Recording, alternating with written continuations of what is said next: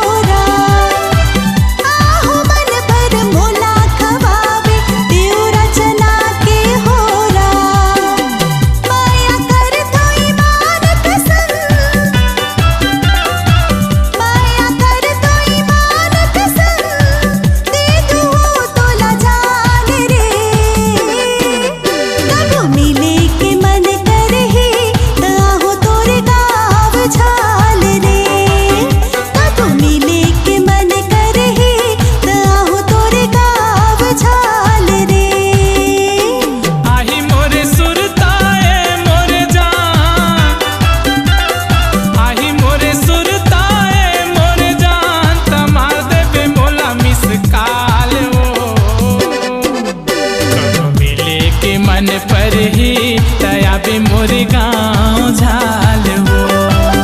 कब मिले के मन कर ही ताहो तोरे गाँव झाल रे।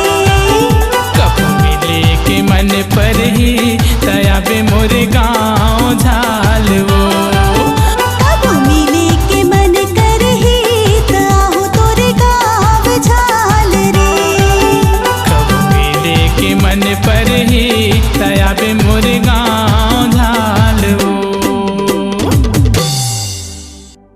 छत्तीसगढ़ी लोकगीत में वीरेंद्र चतुर्वेदी का एक और नया धमाका गीत ऐसा जिसे सुनकर आप कमर लगे गुनगुनाने, संगीत ऐसा जिसे सुनकर आप झूम जाएंगे, संगीत मजेदार, गीत शानदार और आवाज़ जोरदार के साथ Chhattisgarhi audio video album Virendra Chaturvedi की शानदार प्रस्तुति ए पानीपुरी।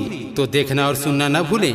कार्यक्रम हेतु संपर्क करें मैं रवि पंडित, मोबाइल नंबर 8959262959, वीरेंद्र चतुर्वेदी 8463827952। आपकी आवाज ही आपकी पहचान है।